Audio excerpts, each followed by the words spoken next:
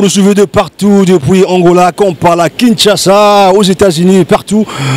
Mesdames, Messieurs, et bonjour. Bienvenue dans votre magazine, le Show et Business. Et nous sommes rendus sur le terrain. Question pour nous de vous ramener les informations sur. Nous sommes venus à la rencontre d'une dame, Odette Bella, parfumerie Exosia.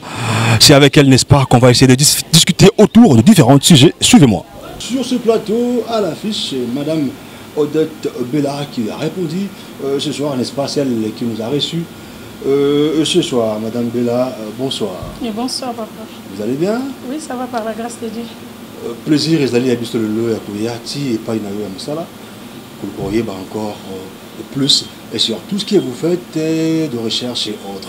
Alors, on aimerait savoir au départ déjà. Odette Bella, parfumerie Exosia,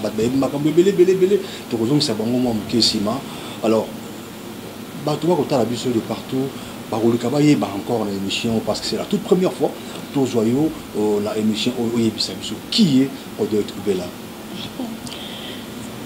Merci beaucoup. Odette Bella Ito. Odette Bella Ito, Nazali Moko, Katina Basi, ya Congo. Et puis Nazali pe Kati na Basi au Bapandi Sango.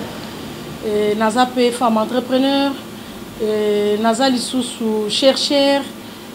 Vraiment Naza partout. Le Londo Luko découvrir Ndam Yamakambo Naza Katina Ngai.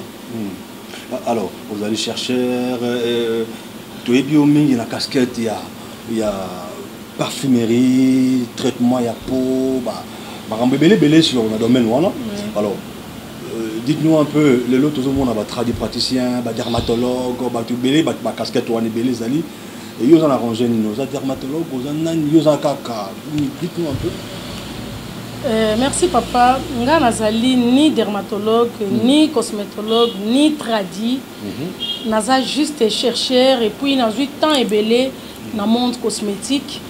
Tango te salaki ke na kota lisusu na monde média pour naza na facilité ya ko informer bato ezakati na ngai. Et puis par rapport ya ba recherche na sala na kenda ba forum tellement ebelé yango esala ke na yeba o ngai na yebi pour na repesa solution surtout pour na ba femme congolaise o ba perdre identité na bango lelo ba koma complexé postue beba tout ça vraiment là on ça la rapace mais jusque là même si tu as un dermatologue, un cosmétologue, un tradi, solution et à la caractère. Alors, on va parler de la femme à la beauté, de la femme africaine, la vraie solution. Généralement, les lots, les tradi praticiens, eux, n'ont pas de résultats. Il y a plusieurs résultats, il y a des résultats na Kinshasa surtout, et puis Batou Alibanda, ou Baouta Ramboka Alibanda, il y a un résultat, il y a un problème, et alors vous êtes dans ça, il y a le traitement, traiter la peau et la beauté.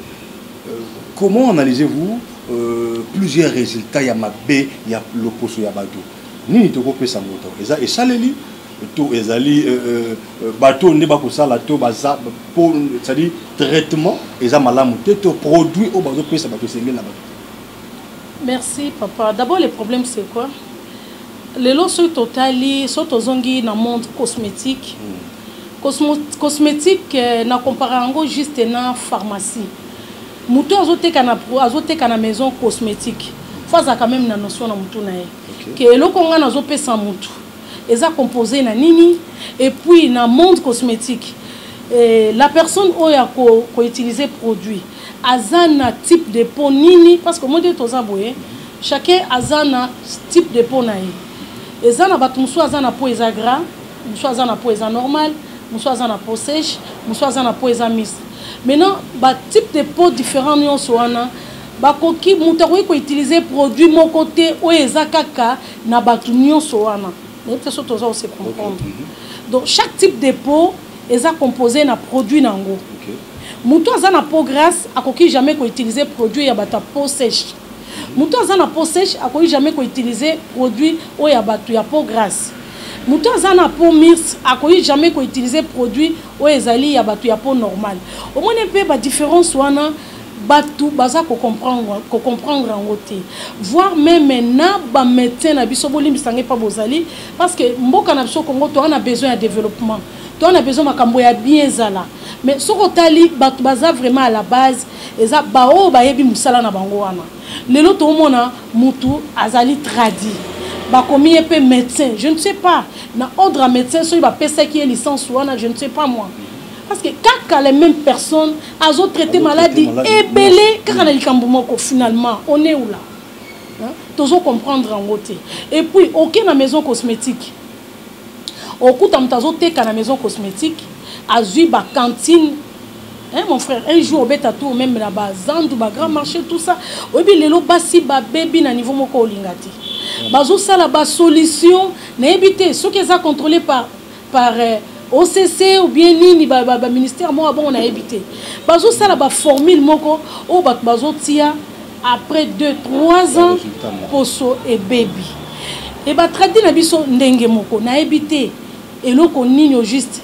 Et comme ba docteur ba mi pesi ba docteur et puis les vrais ba docteur boza wapi parce que la peau ya femme congolaise ezo beba au moins moi naza na âge soit il y a 18 ans au PC acheté parce que produit ezo kolisa mutu produit ezo kolisa mutu d'abord produit ezo diminuer quantité ya makila na nzoto produit ezo kene ko diminuer quantité ya mélanine na nzoto et soit ceux qui ont appelé stressé bas stress et autres diminuer quantité il y a graisse autobéni mélanine il y a on de ça la fierté na peau il fait comme il réduit pour ce comme élastique tant pour ce comme élastique donc pour ce ça sous na état normal ndenge za la quitter yango chaque fois na comparera pour na biso loko la pépinière hein net mabele à Congo so OK ba côté msusu omona ato bois qui graine boy et botti dans les vides. Mais ma belle est déjà exploité, bâti engrais chimique, bakoti bisala sala et tikala kaka bongo. Ceux qui ont engrais chimique te, ma belle on a moyen bota ezate. Aussi longtemps pour nabiso pe ezandenge moko. Pour ezali non exploité, moni kala na ebite so koza na ide kala. Bat balek so auti mboka ye, otala bena mtamboka pone eza plein. Lelo batamboka pe bakoti la bisala sala ba technicien ça. Parce que ba tradi ba komi partout. Oui, poso ya batu etika sous un état normalité. Poso et baby. Maintenant tant muta baby ba bongisa bazo ko rappeler ko bongisa te. Basi ba komi complexé, ba jeune fille ba komi complexé tout ça parce que po eza malamu te. Donc ça dit batu ba komi denga ba tradi ba dermatologue en casquette kaka mais profondeur ça dit na fond na forme na fond penza et loko ezati alors contexte pour monter baka maman Odette je pense que tant on appliquer parce que au peut catégorie différentes catégories ya ba peau ya ba tout musu ba traiter mutu ka tenir compte ya peau na yote a pêcher au ka no pakola et résultat comme avec le contexte pour ya mutu et ko ki pe ko bonga ou contexte pour monter baka tango a appliquer ba loko wana o esengaki la peau na yote. Merci papa. Oyebi d'abord pour ya mutu ebebaka dikoute. OK. Pour ya mutu ebebaka malembe pour ya mutu zoke na obeba. Oyeba te. Tant comme pene qui ont remarqué que pour ce bébé au moins na mutu a cha produit au remonter la rouge. Hein pour ce comme le raneti ba betio likofi. Et deux au retient mafuta au ka kochaka bandaka la au moins ils ont répondre souté.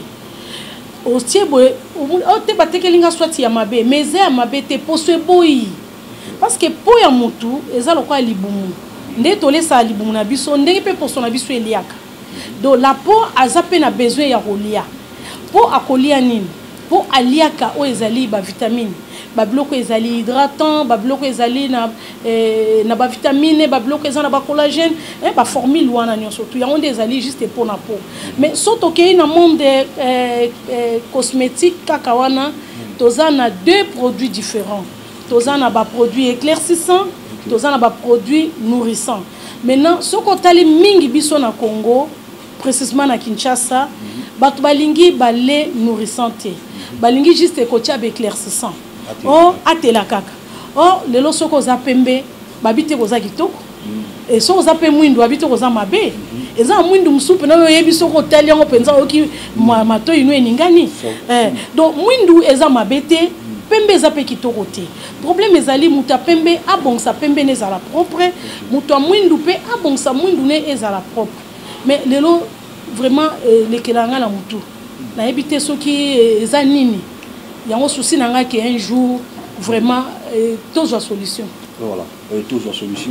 Alors, moi, je pense que tout comme on a la résolution, vrai traitement, c'est-à-dire, il y a peau. C'est-à-dire, mon que ça l'année n'est pas en peau malade, parce que vous allez chercher, vous en avez il y a la recherche, il y a la cambouille ébélé, assez conscient de la peau, parce que même si vous traduit, les dermatologues, vous n'avez pas de solution, il y a un problème, il y a peau, il y a badu. Alors, nous avons parlé de la beauté africaine, moi aussi, à Congo, à Baby. Parce qu'il y a ça, ça tchatcha. Alors, on a recherche au Salakawana. Vous pouvez aussi rapporter une solution parce que ma Kambango pour Bandiango, moi, Kala. Tous les exceptions, moi, c'est ma qui va comprendre au péché au Salana, au collègue de la Possala. Merci, papa. Surtout que côté expérience, ça fait au moins, si je ne me trompe pas, 29 ans. Dans un monde cosmétique. Et dans un qui est trop jeune. Sauf que na rond-point qui me parfumerie moko ezala ki wana même ata ba musicien ba danseuse ba jeune fille po azala bien bande ko yaka wana à l'époque coûte na yeba ki penza te mais tellement na linga ko tanga mingi gaso na moni papier vraiment na moni notice yelo ko fona tanga ngo na rotanga na yeba juste na kati na ngo eza nini eza composé na nini ti à l'époque na za écoute une expérience ya mingi te. Mais soko landi ba maman nyonso ba somba produit et pas nangai mutabe bazati soki a baby loba koti na bikota côté ya mikolo mais o nyonso ba yebi ngai baza même kota la ngai ba yebi ba misusu wanoka sa naza métis te pour sonanga kande bomoni ndenge pe naza ko conseiller batu produit yango moko eza mabete eza bien mais produit eza composé na biloko ebele. Parce que le mélange monsieur ezali ba produit pharmaceutique hein ba pakola kaka ba produit cosmétique te o ba bazo ke non hydroquinone ezo bebisa hydroquinone amema ngambo kaka hydroquinone ba bebisa raté kaka hydroquinone te papa parce que batu ba yebi généralement ce que hydroquinone no bebi non hydroquinone yango moko kaka e bebisa raté e bebisa mais azaka kaka na famille wana za e moko te baze belé. Tozan a balé où ils composé par acide de fruits. Et fait à Copacolango matin soir na climat na biso okobeba. Parce que la plupart des produits tozan ko utiliser ils a ba produits où ils ont sous licence. Et yé ba té mise en bouteille nango awa. Ou soit ils a importé commis utiliser matin et soir. Mais matin et soir et outi na mboka nini. Est-ce que bango kuna na biso tozan climat moko tous à climat mon côté. Et deux, na kati wa produits cosmétiques. Les anabalés au ezali composé par hydroquinone. Les anabalés au ezali composé par acide de fruits. Yango pesa ko éclaircir. Soko longwe wana oye sous na monde pharmaceutique. Na monde pharmaceutique tous na ba corticoïdes. Yango na ka ezote quand même ti na ba maison pharmacosmétique. Produit au ezana corticoïdes ezali ba produit ezana ba totanga mingi ba composition hein eza mingi ba clobétasol ba bétamétasol ba dipropionate tout ça eza famille ya corticoïdes et fait ya kopakolango chaque fois eza ko kende ko diminuer quantité ya mélanine c'est-à-dire graisse ezali omoni musuni ngulu ndenge ezali po balandi na ba maman ba comprendre biso plus omoni ngulu ndenge azalite poso na ye na katikati ezala na mafuta et puis musuni mais non poso oyo tobengi enveloppe yango neza plus touché ce qui est comme touché et kauki et qui ce qui est touché graisse oyo tobenga mélanine graisse miracle yango neza la poso ya mutu ezala kitoko une fois graisse wana comme réduit poso et kiti vers musuni et comme et tout ani ata bapesi au magasin mobimbo yo crème anti-tache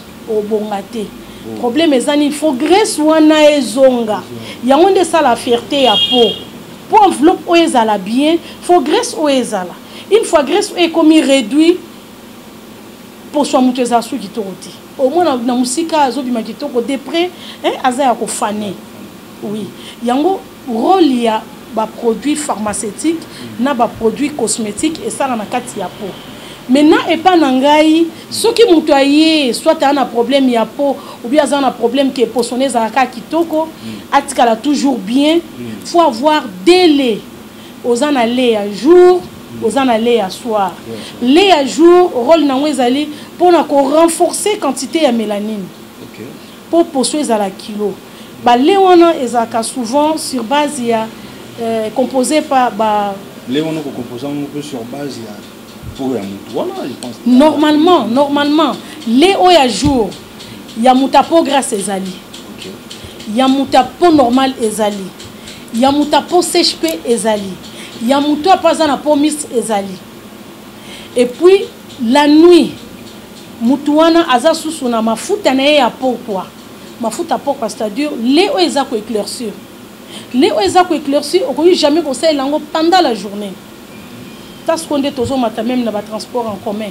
Au vendre abona moi kitoko mbali kitoko aulumba solo moko boye netizei tout ça. Ezali ba produit. Effet ya corticoïde même na ba hydroquinone. Ce que transpirer et bimi dans autres. Yango eza eloko mutako ko sala jamais pendant la journée. Même tina ba savon. Eza na savon mutako utiliser la journée et puis savon mutako ko utiliser le soir. Parce que quand kana katia ba savon wana eza na ba mercure. Savon eza na mercure na kati. Effet ya kopakolango tongo sokoli nango ba msusu mona pakoli apotina mus nango avandi. Pour écouter. Oh, ozo boibisa poso. La peau ezali enveloppe mo eza faible et amemanakanaye facilement. Toko zo exemple neti ya ba savon eza na mercure. Ozui yango ozui sani ya aluminium au frotter au tien na moi. Ça la même à 30 minutes. OK otali yango mona sani ko zika. Mena na peau na biso ko sala nini. Yango eloko wana mingi tozomona ngo pa ya ba tradi. Tozomona ngo pa ya ba docteur ba bimi na ebité soki ordre de médecin ebi bango.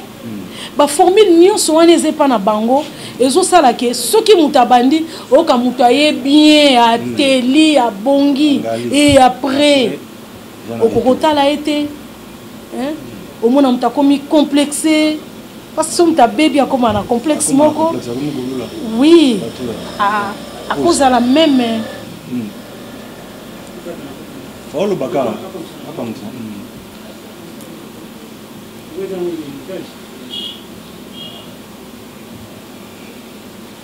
C'est bon? OK. À cause de la même information, moi, il y a bien, et pas il y a basi bazali, ou bien pas il y a bazali, à l'oba, au moins on a commis complexe, à zota que on a l'obé, on a bien. Mais ce que elongi na ngande, ne ba otala ngwe mona ke malamu ezate. Ozomona eloko wana eza bien TP produit basi ba perdre mama ba les belé. Au moins moi na 17 ans, 18 ans, abani déjà produit a raté pena libala. Au moins le produit yango ekolisaka mutu. Produit aussi ça mutu makila.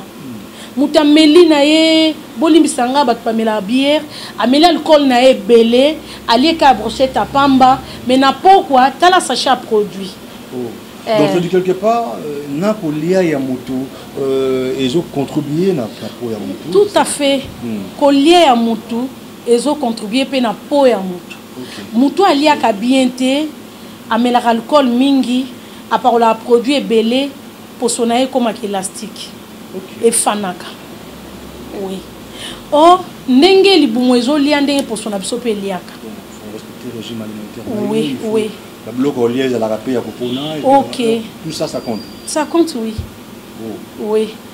Mais au retour là, na yambara batu ebele, a outi epai ya tata intel, maman intel, yé pas ça la ka telisaka bongisaka bakolo moyen de totanga nguru tezalite po eza passe na motema akoyana bol moko boye ezanga tobenga ngo lokaneti bor ezanga kombo mafuta na ezana kombo te formule nango eyebani te soko fongoli oyoki au moins apena batie hydroquinone pur ça fait mal au cœur nzoto mutu papa basaka na nango te okosala commerce cosmétique le auto bien ka commerce mais pour nangai ezala cosmétique ezala pharmacie ezali commercité eze loko eza poto sunga so muto yo bisi ke non au moins loko ozote kanete pa nanga na teka produit te ke muto aye ka tekela na beauté na teka ka produit par rapport ya type de peau na ye eza ndenge moko na pharmacie okei olobi ko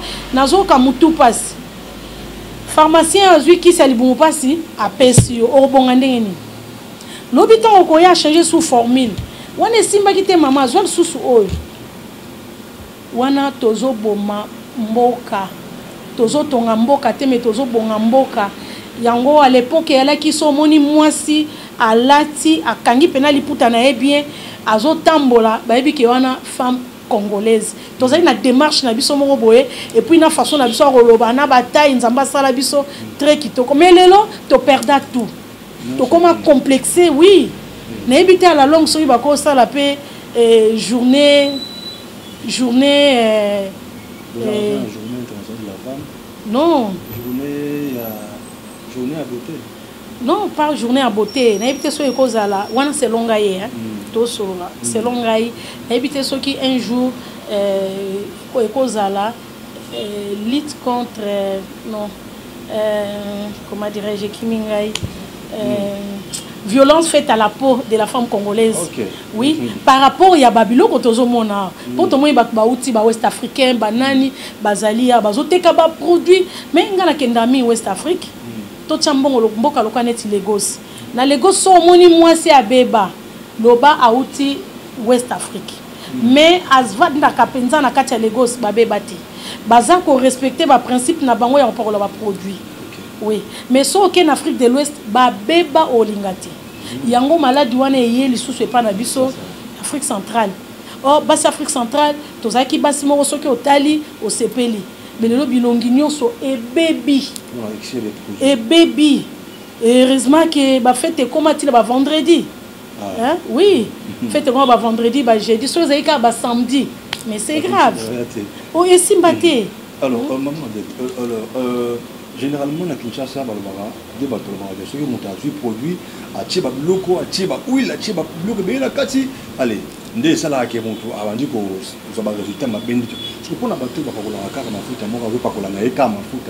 Et l'autre, il tient à ce chanson que ils ont été non, mais à Tchebi Tchatchate, à zo pas qu'on la caca. Mais l'autre, mais c'est qu'à tentir, il y a une éclaircissement peut-être normale. Est-ce que bateau on a payé cause à moi résultat ma bé à la longue. Oh, à Tchéné, il tchatche, tu m'as pas pour la carte, ma fout à moi, peut-être il y a ma bébé, tu m'as fout à moi, mais au salaire est un normal, et je vais éclairer. Mais ça, il trouve non, ma fout à moi, pareil. Non, non, non. Et là, comment côté, qu'on peut éclaircir, ce qu'ils ont un composant éclaircissant, t'es na kati. Ok. Et là, qu'on y a soit éclaircir, ils ont un composant éclaircissant na kati. C'est-à-dire, les eaux, ils ont éclaircir, t'es, ils ont mingi balai protectrice. Balai hydratant, balai nourrissant. Surtout que tu n'as pas mafuta ba bébé, mafuta bébé ça elo monter na kati. Mutako yiko utiliser ngo. Mais si ko problème na biso ezanini, moment utilisation. Et puis surtout que moment utilisation et puis comment aussi utiliser. Période moment comment utiliser. Oui. Surtout que na moment utilisation, les nions soit ba commis éclaircissant. Yo kozela kaka te omona ba koma hydroquinone même eza na hydroquinone te ba komi kaka éclaircissant parce que wana eza ba politique mon commercial so ba komi hydroquinone loka hydroquinone na memanga mbo ba osomba te ba komi soit à base d'acide de fruits ou bien éclaircissant ka pamba et loko moko te ko éclaircir ceux qui composant éclaircissant eza te na kati na éviter ce cas surtout on se comprendre oui.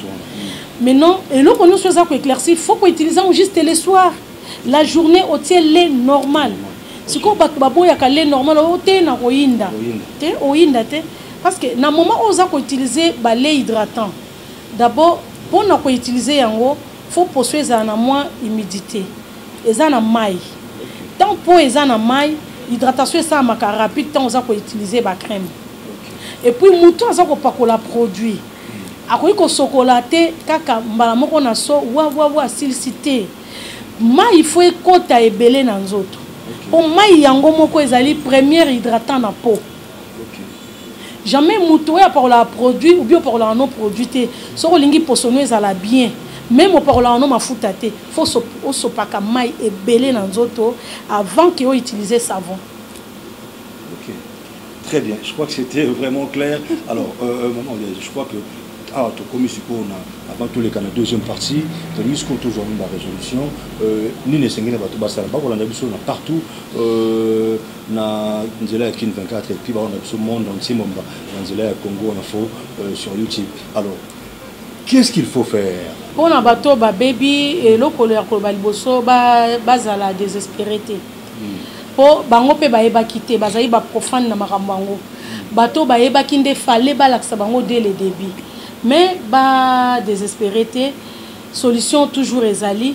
Po tango baby temps ebele problème ce que ezala na biso ezanini. Tango aye olobi na ke non faut voir temps ya ko nourrir po. Parce que pour est comme déjà abîmé et comme pigmenté, il faut avoir temps pour Elia. Pour Elia comment?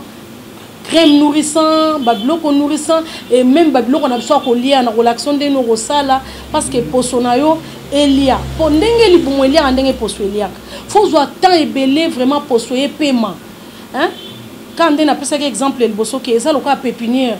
Ceux qui bilona ezo bimasu malamute et senga fobo tia bangre ba fumer tout ça mabele pe mandenge moko na pona biso fo mutu ana tika penza tiki biloko nyonso to bandika ko faire nourrir pona e oui to bandeli pena zéro abandi ko nourrir pona e au mona na moment mutazo nourrir po même si azaki na ride aussi là parce que tant point est comme élastique et comme abîmé pigmenté et lo kaliboso ça les makeza ba ride ko bimaye so pas nzoto ya pété banduta pe ko kataye oh le nazo kala tout ça nduta eza synonyme à salité tout ça non non non comme nduta pe ko penglango nduta dali comme synonyme à salité vraiment ça me fait mal au cœur nduta eza synonyme à salité te nyo soane yaka tant po comme élastique pour se fongwami tant pour se fongwami nzoto pasuki nzoto pasuki pour se comme élastique et provoquer rides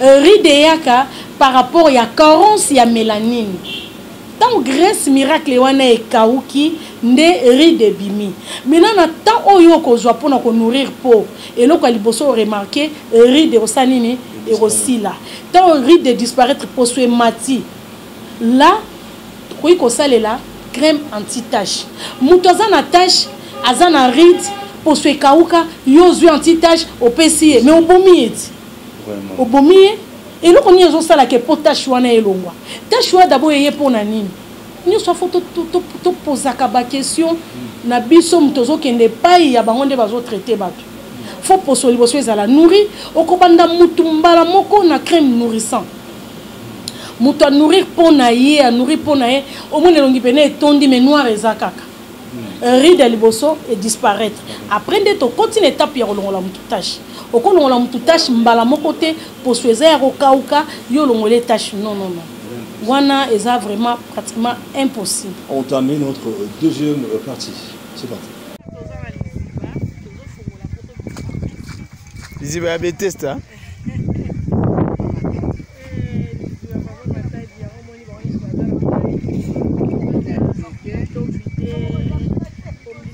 Banzetu où t'as ouais. Oh.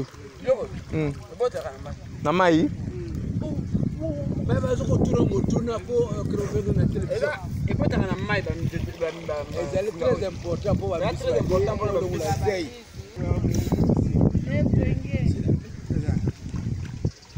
Voilà, ça n'est fini pour ce soir, mesdames et messieurs. Cette émission est terminée. Nous disons clin d'œil spécial à la femme africaine Anya Bossomi, la femme de grâce.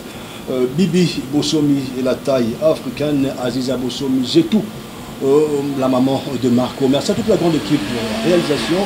Merci à nos vastes Nkolo. Merci à Chou des Chouchous. Merci à toute la grande équipe production de King 24 TV. On se dit déjà, Inch'Allah, on se retrouve très prochainement pour un nouveau numéro encore de cette émission, votre magazine Show Business. Au revoir.